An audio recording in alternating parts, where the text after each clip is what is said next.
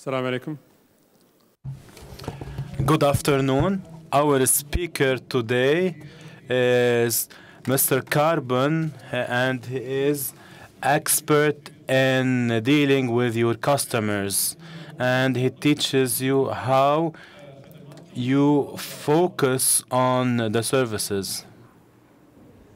I live in Minneapolis, Minnesota, which is a very, very cold part of the United States.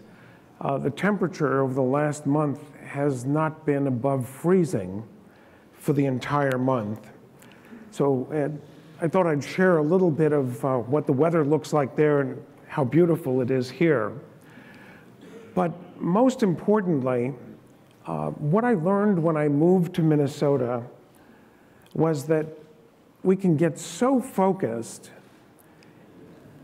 in the flurry of doing business or in the work that we do that we lose peripheral vision. We lose sight of other things because we're so focused. And that often that focus can leave blind spots to big opportunity. When we look at the world of experience, the power of experience and experience management is so great when we look at it in a broad sense. So what I'd like to ask your permission for the next 50 minutes or so is to just step back, because when we're in the fray of doing business or in the fray of bad weather or tough times, we become much more focused in what we see, and I'd like your permission to open up our thinking on a broader sense. And this conference has been so fantastic at broadening perspective. And I'm so excited to be here, thrilled and honored, and really appreciate being here. I think that we heard about Peter Drucker earlier today, the management guru that has written so much. And the lesson that Drucker had for businesses was that the purpose of a business is to create value for its customers, and the reward is profit. And I believe that in government, it's the role of government to provide value for its constituents, its customers, its citizens. And the reward for that is support, trust, and loyalty. And that it's about human nature. You see, in an organization that focuses solely on efficiency to the exclusion of the effect that it has on people's lives, how it causes them to feel, how it meets their needs, will always fall short of building long-term advocacy, value, and loyalty. So managing how a citizen's experience with government presents a major opportunity to build trust and value in government and in its leaders. So in Government 2.0 and in work that we did with the federal government at one time in the US at the Federal Executives Institute, they identified their customers in a very traditional way. And they looked at customers in terms of direct service, which was Social Security, the tax collection, et cetera, and identified agencies and the customers that they had. And it's a very logical step. But in today's world, in Government 3.0, services and customers, everyone is a customer. And it's how it affects everyone. And so how we begin to create those experiences that impact how people feel becomes critical. So what I'd like to do is step back in time on where these constructs that I'm going to share with you today on experience engineering, creating emotional connections that are deep bonds with constituencies, started for me. And I had been working with a restaurant chain in the United States that at one time had 800 restaurants across the US. It's called Howard Johnson's, and today there are none of them left, 0. And back in the 50s, when that company started, it was the first franchise organization ever in the US. The only group that fed more people than that restaurant chain was the Department of Defense. The combined sales of KFC, Burger King, and McDonald's were less than the total sales of Howard Johnson. And I got to watch them cut costs. They began to focus purely on efficiency. They cut a 1/16 of an inch off of a straw to save $30,000 a month. They went from a 4-ply napkin to a 2-ply napkin to save $50,000 or $60,000 a month. And that's what they continued to do.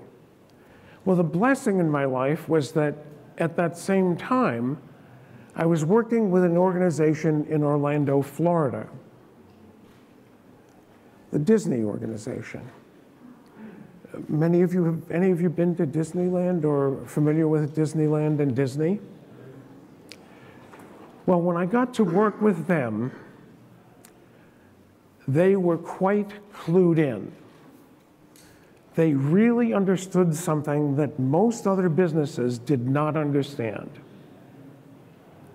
And I was fascinated by that.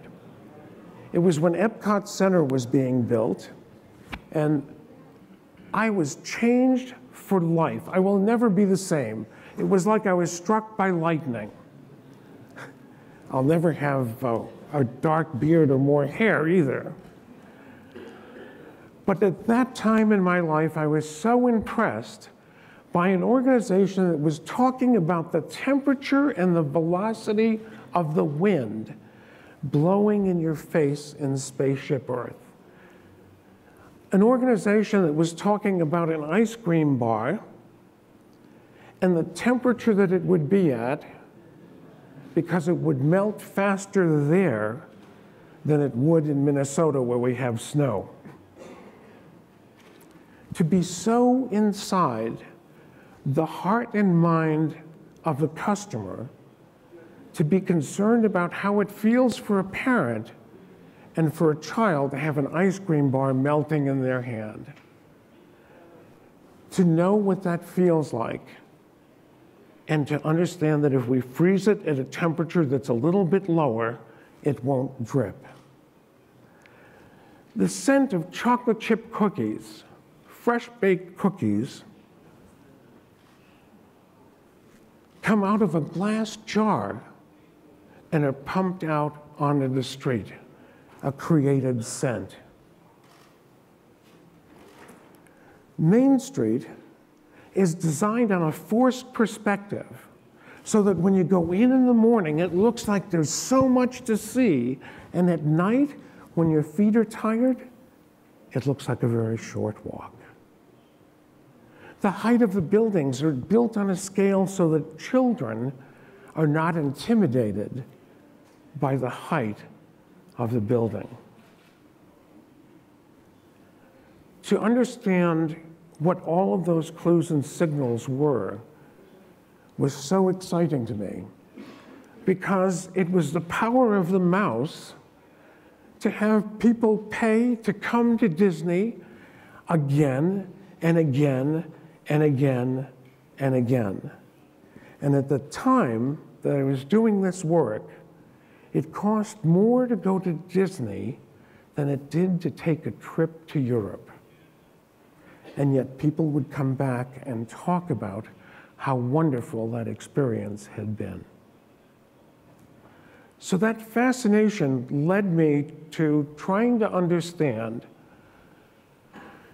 not what best practices were, understand what the next practice was that was underneath the magic that Disney was able to create. And what was underneath that is a very, very simple premise.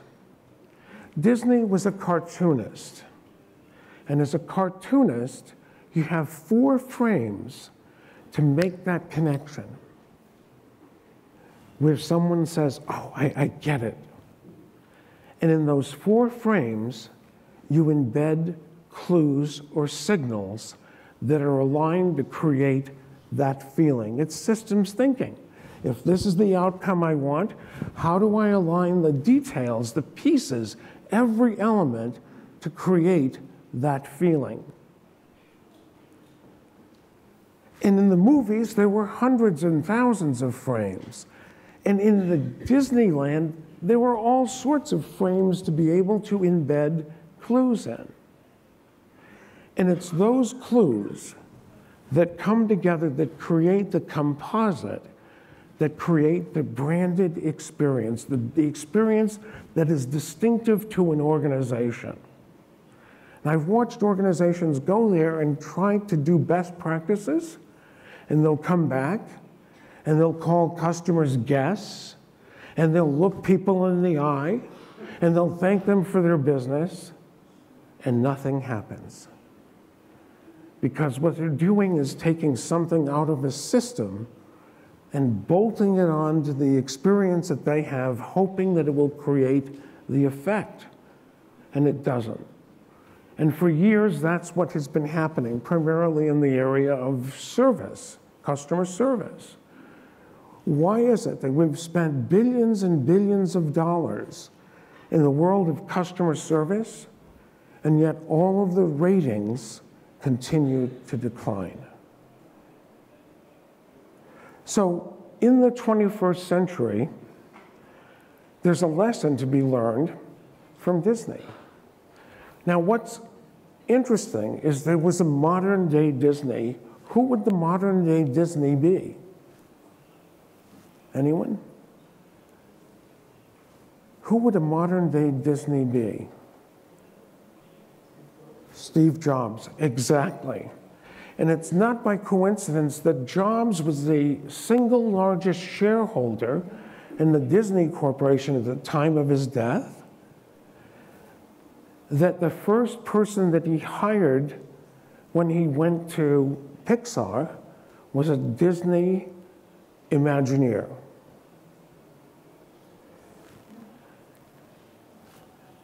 So when we look at these experiences that they create, there are those experiences that we reject, that we don't want to have. And we make those choices. We drive by stores, we drive by barber shops, we drive by beauty salons, we drive by all sorts of things. We pick one credit card over another because unconsciously, for various reasons, we have those experiences that we reject, those that we accept, and then those that we prefer over all others. So I dedicated our organization to really understanding this world of experience. And we've been doing it longer than anyone else on the planet in terms of studying the science of experience management. And we wrote the first article in this space in 1994, a gentleman from IBM and myself. And in 95, teamed up with Gerald Zaltman up at the Harvard Business School, colleague, and we began to do PET scans of consumers buying automobiles to understand what parts of the brain were ignited during the experiences that they had. Ended up writing a book. And now the work that we're doing in terms of instantaneous feedback from customers on an app, rolling up to a dashboard so that things can be corrected on the fly, the ability to analyze language for the deep meaning in language that organizations use, and of the world of technology in facilitating even more robust experience design and experience management. So we've been sleeping, eating, and breathing and unraveling the human experience for a select group of clients who want to create experiential value. And the organizations that we've worked with over the years range all the way from financial services, hospitals, healthcare, Mayo Clinic, all sorts of organizations and some work for the government, the New York Port Authority, for the New York airports, and the Federal Executives Institute. And what has been so amazing is that this turn in the road that organizations take to begin to move into the road that others are not taking, to begin to understand and unlock the power of this science of experience value creation, has been an exciting, exciting world to live in. And being a navigator on that road with so many organizations has been really rich, because 20 years ago, if I said the words customer experience, or if Google had existed, and we could Google it, there might have been 20 mentions, if that. And today, if you Google customer experience, it's one of the most widely used phrases in business today. So this world of experience, where did it all begin? How did it start? Well, what got people's attention years ago was Starbucks. And when Howard Schultz started Starbucks, he was asked about this tremendous success. I mean, an organization that grew at such a rate that to continue to build Starbucks in the US, you almost have to build them inside an existing Starbucks. That's how widespread and how dense the population of Starbucks is. So when the analysts asked Schultz how he did this in the coffee business, he said, "I'm not in the coffee business." And the analysts were shocked. It's like, what do you mean you're not in the coffee business? He said, "I'm in the experience business." This is the very first Starbucks in Pike's Place in Seattle, Washington. And would you believe that they did not sell a cup of coffee there when it first started? Schultz had gone to Italy and had experienced an espresso bar and was impressed by the sounds, the smell, the people that were there day after day, the people that wanted to be bonded. And in Italy, he saw people that were there in the morning and in the afternoon, and in Italy, they probably never left. He was so impressed by that, he came back and started a company called Il Giornale, and then bought Starbucks and created this tremendous run with Starbucks. And what he tells us is that every Starbucks store is carefully designed and crafted to enhance the experience of everything the customer sees, everything the customer touches, everything they hear, everything they smell, and everything they taste. And it's the power of managing those details and thinking about it as an experience with an effect that it has on my customers. Not the function that I provide, but the effect that it has on people, how it causes them to feel, is the real value that we create in other people's lives. Often we think it's the function we provide. It's the effect that we create. So when we look at this progression of economic value that Pine and Gilmore, when they wrote a book called The Experience Economy, talked about, you can extract commodities and relatively undifferentiated. And the needs of the customer are relatively irrelevant. And market pricing versus premium pricing. It's based on supply and demand. The next area is making goods. So you take the coffee beans, you roast them, and you've now created greater economic value. The price goes up.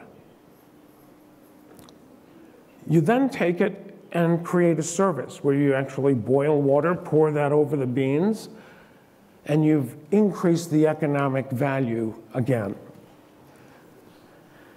And then when we begin to manage experiences, we can get premium pricing. It becomes very relevant and very differentiated. It's like nothing else. And that's where preference begins to set in. So Schultz says, I'm not in the coffee business. Fred Smith, Federal Express, major technological advancement. The ability for me, the customer, to track where my package is. Unbelievable. Call centers no longer required with so many people. Costs dropped out like crazy. And the board of directors wanted to lower the price and become more competitive with the other companies. DHL, the Postal Service, which is in a shambles in the US today. And Fred Smith went to the board and told them that he was not going to reduce the price, he was going to raise the price. And it was like, what? He said, because we are not in the package delivery business. We are in the business of reassurance. That's the business we're in. The function we provide is package delivery. What makes us distinctive is the effect we have on people's lives where they're reassured they're going to get the package. The emotions involved is the bedrock of the value we provide.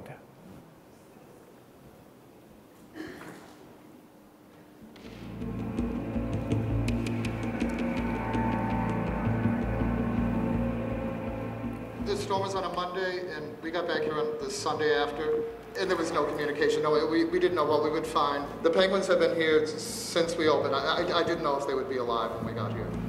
I ran up here, and it was dark. We had no power. But, you know, with the flashlight, I was able to 1, 2, 3, and then finally 17, 18, and when I got to 19, that's when I ran in there. We usually keep it pretty cool in there. The water's about 62, the air temperature is about 67. When we got back, the water was at 94 degrees, the air probably a little warmer than that. When we heard that it would be the best thing to airlift the animals out, the Monterey Bay Aquarium volunteered to do that. I actually flew with them, and we went out to Monterey, landed at 1:30 in the morning. 9 months is a long time to go without penguins, do you know that? It's been hard walking by here and not seeing penguins. We had a little wind-up toy penguin in there that we kept for 9 months. I think if you're an animal keeper in an institution like this, you really shouldn't have a favorite, but that's impossible with patients. She's an adorable bird. She'll sing to you. I sing to her. She's just a great animal. I know I'm looking forward to, the entire staff is looking forward to, and I think the city is looking forward to the penguins coming back. FedEx has been unbelievable. They're flying the birds in. They're taking care of everything. What can we do to safely and humanely get the animals back to you? Basically, a call came into the public relations department at FedEx from Melissa Lee, and she had the idea that FedEx has shipped animals in the past and wanted to know if we could help out. And being the native New Orleanian, I immediately jumped on it and said, of course we can do this. And the next thing we know, we're working on bringing our penguins home.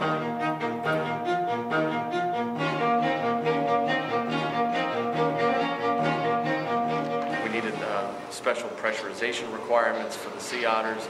We needed to make sure the temperature was okay, which meant that we needed to charter an Airbus aircraft.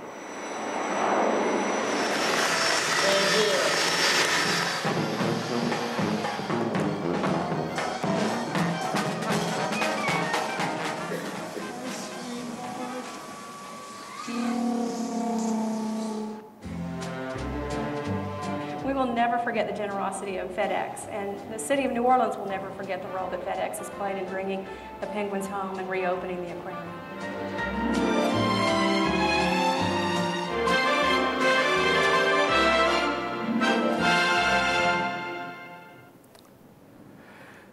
The value is in the effect and not the function. How we manage those clues and signals. So there are 5 basic absolutes to experience management that I want to share with you today. This is what leapfrogs the world that we live in today, and this is why we are living in such a powerful time, is the ability to actually engineer experiences, to design intentional experiences that connect in an emotional way that is so powerful that people are dedicated, people are invested in the organizations. The first is moving from the world of making and selling, the industrial age. We heard about it this morning. We are so into making and selling. And most of what I see in the world in terms of service management is actually around process improvement. And that's in the old world of the industrial age. How do we leapfrog beyond that? Because it's no longer the way it used to be. It isn't improving processes. It isn't just about quality, because you can actually get more consistent at doing the wrong things. You can actually get more consistent at doing the wrong things. So what is it that becomes so critical moving into this new era is the world of sensing and responding. And we'll talk more about that. Thinking customer back, that emotional bond, understanding and leveraging the role of unconscious thought, becoming clue conscious. And lastly, developing rigorous systems to develop and manage clues. So this world of moving from making and selling to sensing and responding. The industrial age. Most of what we've learned in business schools, most of what we practice is built on old paradigms built around manufacturing. And the world of experience, the world that we're moving into, is so distinctively different that we need different tools, different frameworks to deal with. We have to be able to sense what customers themselves don't even know they don't know. Steve Jobs, I did not know I needed an iPad. I went into a store and I was just going to look at it, did not want to buy an iPad. What do you think happened to me? I walk out of the store with an iPad. He touched a nerve that I didn't even know existed in my body. Knowing what that magic is and focusing efforts on touching that magic becomes so powerful. And the only way we can do that is to really move from this inside out look, that we normally look at the world from the perspective we're in, from the institution, the organization out, versus the customer back. What is it that they feel? What is it that they are feeling? That is a major switch that needs to be made and needs to happen naturally, so that it feels natural to think that way, that it isn't just a moment, because we almost have to be so intuitive with the discontinuous change and constant change in the world we live in to be more adaptive. We have to be in touch with that constantly, in touch with where our consumers' minds are, where they don't even know where their minds are. The next element is around thinking this idea of customer back from an emotional perspective, right? That we make up intellectual alibis for the decisions that we make. And if you don't think that I made up an alibi when I got home with my new iPad, it was like I had an iPhone, I had a computer. What do you need an iPad for? I bought it on emotion. I had to go home and come up with an intellectual alibi. And we do that all the time for emotional decisions that are made in our unconscious mind.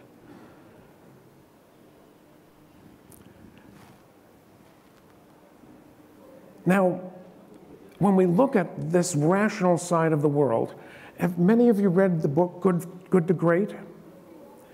It's a very popular book in the US that looked at the financial performance of businesses and said, how did they do financially? And then let's look at what they did. So they looked at companies that had successive quarters of profitability.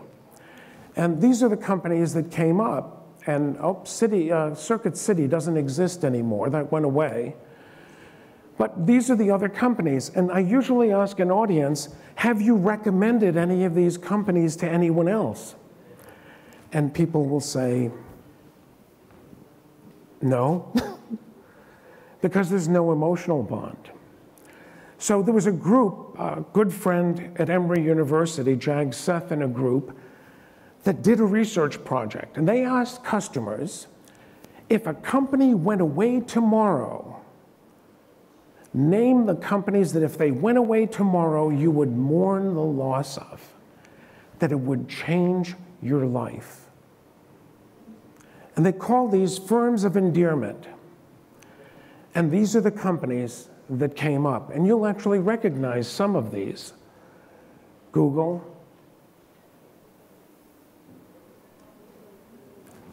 Are there companies up there that if they went away tomorrow, you would miss or mourn yourselves?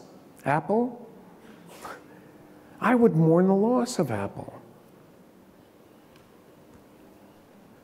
So when we look at this, they said, let's look at the financial performance of the firms of endearment and let's compare that to the good to great firms. And lo and behold, those firms that had deeper emotional connections, these companies that were firms of endearment, outperformed the good to great firms at a 3-to-1 ratio over 10 years. And over 5 years, it was a 1.7-to-1 ratio. The power of emotion. So when we look at the traditional world of brand and service, we are facing what I call a brand canyon, because we are so focused on how you feel about us as organizations, as institutes, as institutions, as businesses. What we don't pay enough attention to is how do we cause you to feel? You, the customers. And we think of it as the brand and measuring the brand strength. And then we think about treatment, and it's how we treat people. And so often we think we can train people to deliver service. And unfortunately, you train animals, you educate people. You train animals, you educate people. This world of make and sell, train them to put the screw in. It's so much more complex. We need to educate. We can't just train. And most importantly, what it is all about in the end is how we cause customers to feel in the experience and to feel about themselves. That's where the ultimate value is. So when we look at the hierarchy of consumer behavior, Sasser and Haskett up at the Harvard Business School built this model that talked about satisfied customers, talked about loyal customers, talked about committed customers, talked about apostles, and talked about a feeling of ownership, that if the company went away, it would ruin, their lives would not be the same. And they don't want anyone to mess it up. So they're so supportive of the company, they're protective of the company, the institution, the government. So, ownership. Are you familiar with Harley-Davidson motorcycles? Anyone? I was invited to speak at a Harley convention. It's called HOGS, the Harley Owners Group. And they asked me to speak, and very rarely does anyone put a lot of contingencies. To speak to the Harley Owners Group, they asked me to go to a hog rally. Then I had to go before the Board of Governors, and then ultimately I could speak to the state associations. And I was amazed. I'm like, wow, they're so worried about someone messing up the beauty and the integrity of their feelings around this company. So I go to this hog rally, and back 18, 19 years ago, tattoos were not very popular. But there were tattoos everywhere. I mean, people had tattoos. There were people of all ages, all shapes, all sizes, and I was amazed. We've got another client that has a brand like this, which is John Deere. People actually have it put on their tombstone, the logo. Now, is it logical for a person to tattoo a company's logo on their body?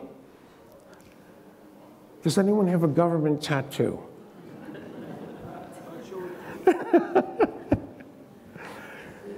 It is not logical. That's an emotional decision. Trueford & Hill, a barbershop in Toronto, Canada. I go in there, I smell this incredible smell coming out of there. I go in and the barbers are cutting hair, and they're so precise. I don't have a lot of hair, that was important. And they've got name tags on white coats, and they give you slippers to put on, cookies and tea, and they shine your shoes, and so I get a haircut.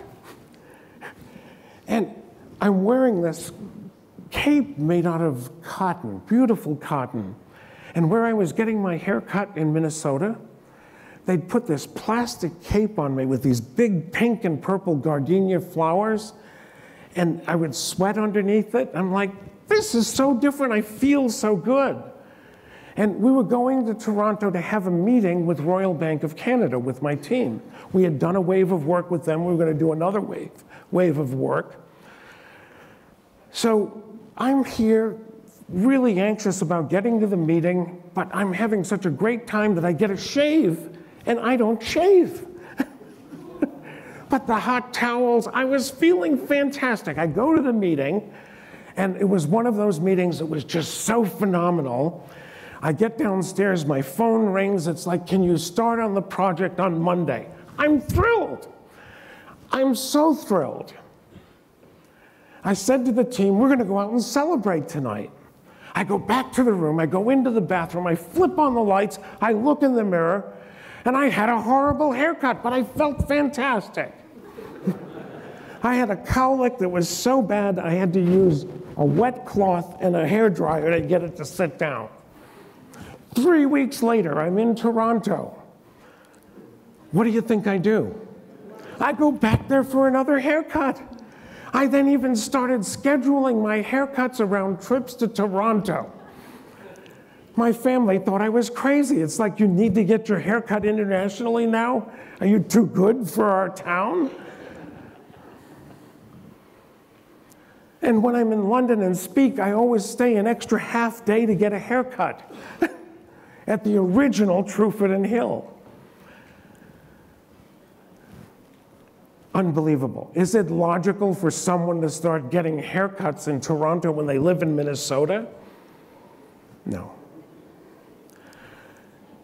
In today's world, Amazon to me represents an experience that I don't even think of them as a book company. They're not in the book business any longer. Amazon fulfills our wishes. It's like a genie. Sort of like the genie that we saw. In fact, don't let them know about the genie that's in the museum. But they're like a genie for me.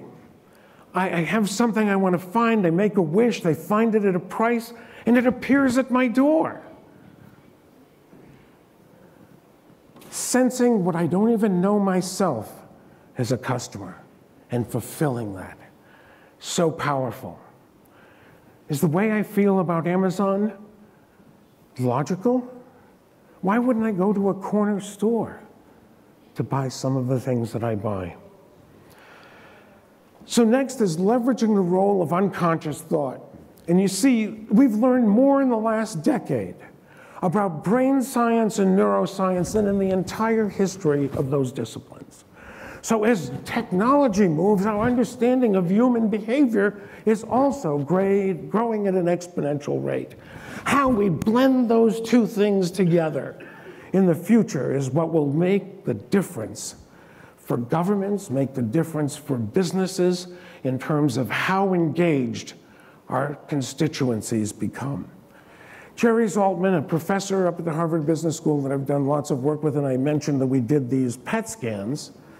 When we did the laboratory of the consumer mind, we learned that the tangible attributes of a product or service actually have less influence on consumer preference than the sensory and subconscious elements derived from the total experience.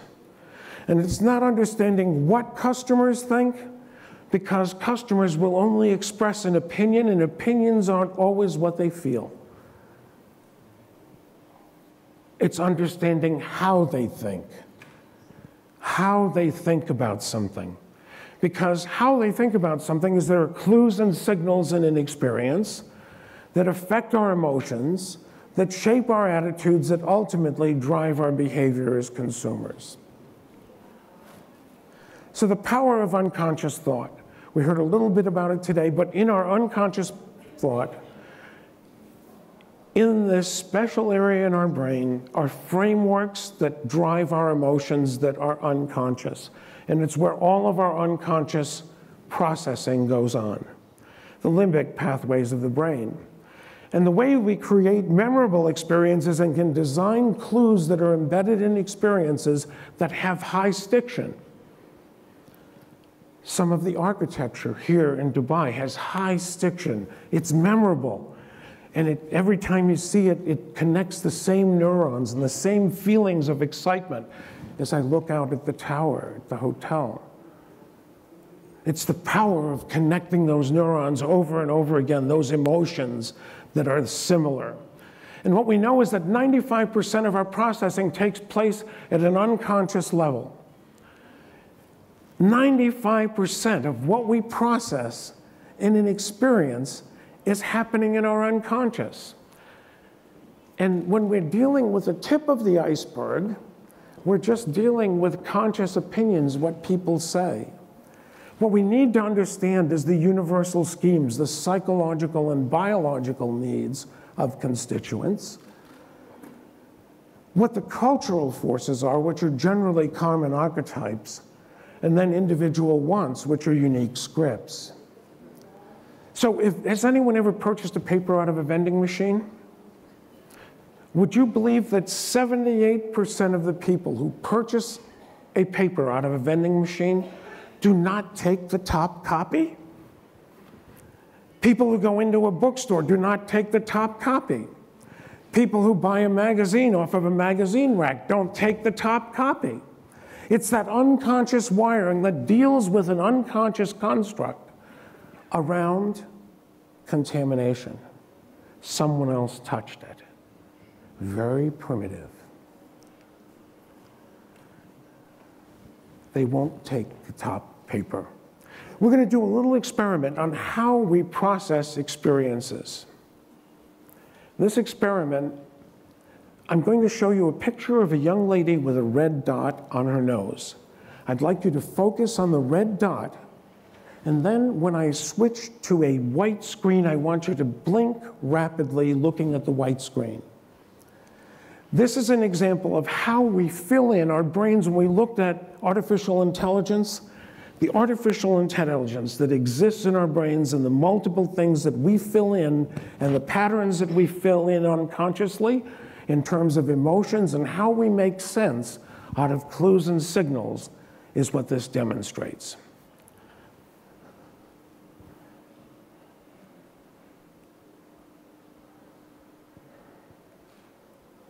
She's missing. She is missing.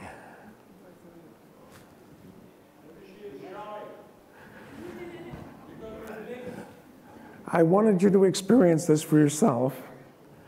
Boy, describing an experiment. This is like describing a science experiment, right?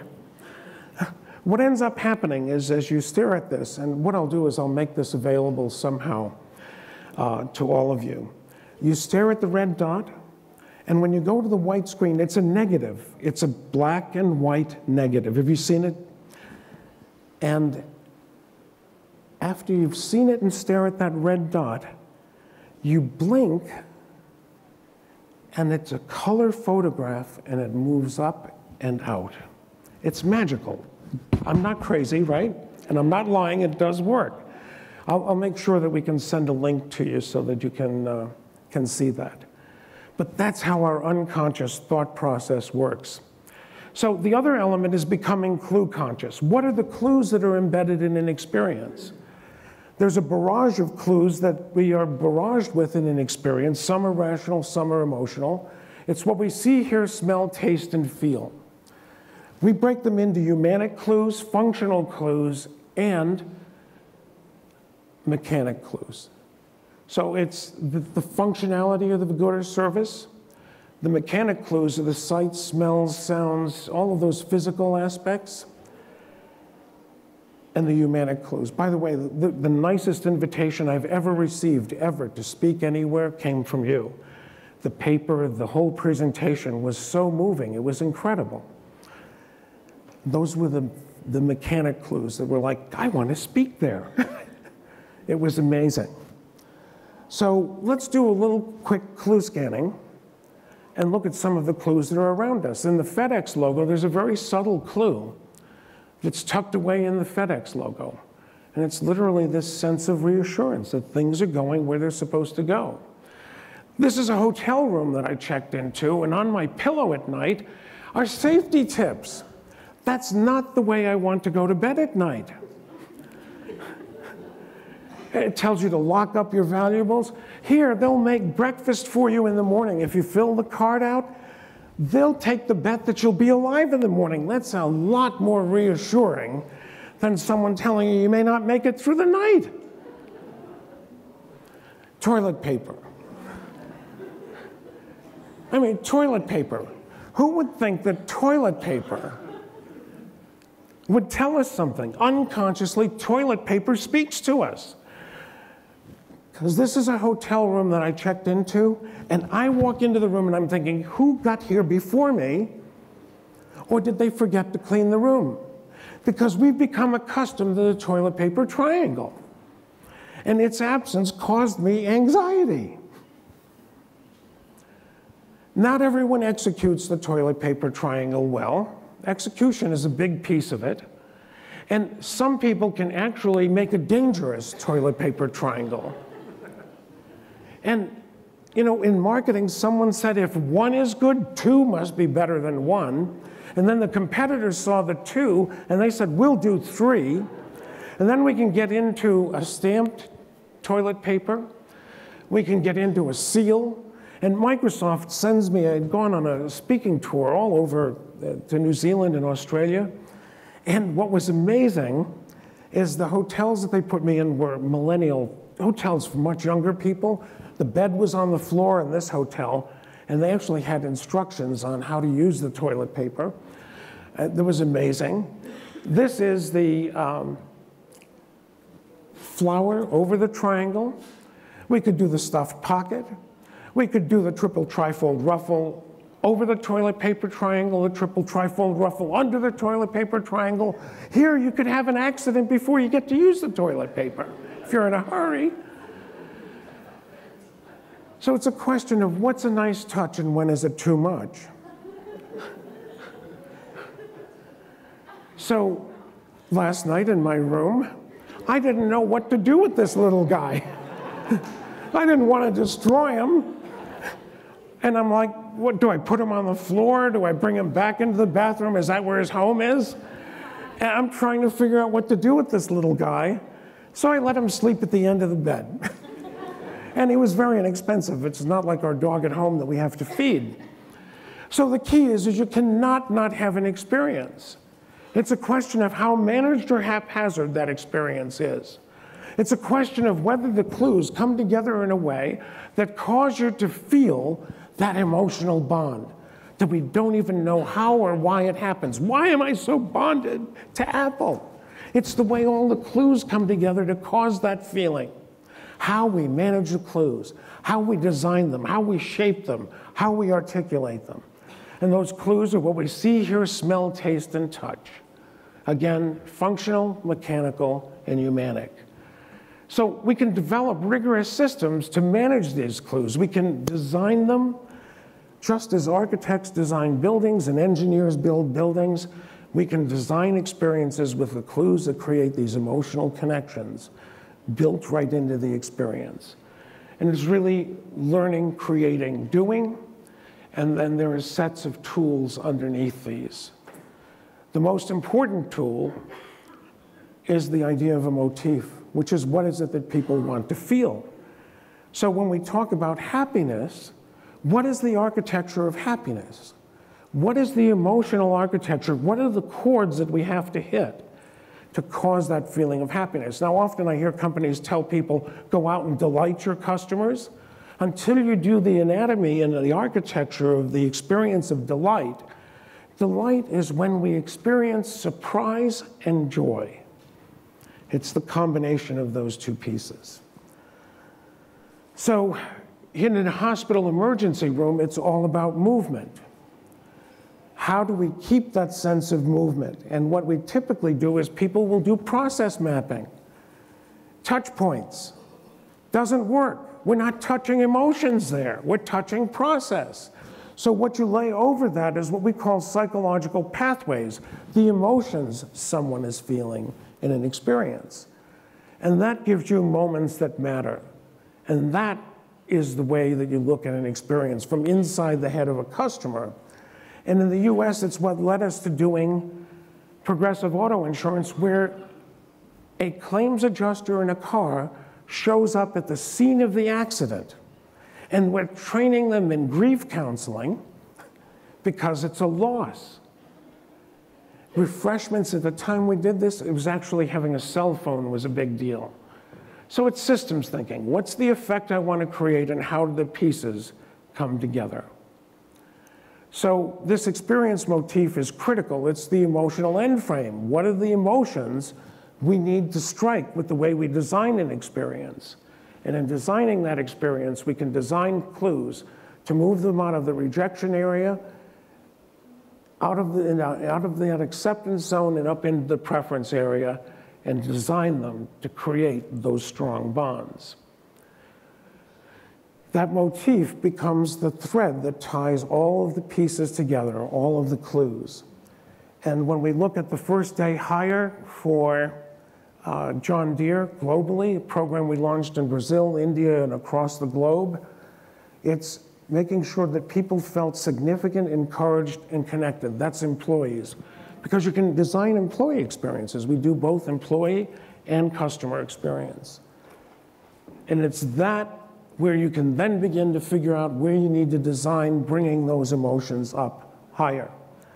We then do clue prints, which are what are the clues that are embedded in the experience so that you have a drawing and a way of seeing what the critical clues are that are built into the experience. And this is that John Deere diagram. How to speak the language of an organization and develop fluency in that language of the organization. How to speak Penske, which is a company in the US. The US Mint, years ago, I mean, it was 202 years old, and they did 20 billion coins a year. Had terrible labor relations. Calls were answered in about 3 minutes. Letters that came in were answered in 42 days. And the orders for coins came in 90 days. A new director came in, Phil Deal. And in 4 years, they moved to the highest score of government agencies. Calls were answered in 17.5 minutes, letters answered in 3 days, and orders in less than 2 weeks. But what is amazing is they went on the web and started promoting family ideas around collecting coins and the history of coins, and they actually called it the history in your pocket, HIP. What is it that happened in a year that a coin was done? And you could go on the website and look at that. And what amazes me is that they don't have an app for that. Federal Executives Institute, which is where they train heads of civil service departments, and they go for an 8-week course. And we developed a curriculum around understanding and thinking customer back I actually wrote a chapter in a thing called Trusted Leader, which was a government book. But how people feel in an experience is unconsciously the basis for how they feel about government, its agencies, the leadership of the agencies, and the government itself. These experiences can be purposefully managed to create emotional connections that build powerful relationships. How we feel in an experience is the unconscious basis of how we feel about a government, its agencies. So the 5 absolutes: move from make and sell to sense and respond, think customer back, the emotional bond, understanding and leveraging unconscious thought, and becoming clue conscious. And then developing those rigorous systems. I can't say thank you enough. I am so excited about the journey you're on, and I hope that in some way I can contribute to that journey, because the potential of rewriting history in terms of the government of the 21st century in the next 5 years, I think can be done here. I feel so confident in what I've heard over the last 2 days, and I wish you God's blessings in doing that. It's a mission from God. Thank you very much. Thank you. Thank you. Thank you.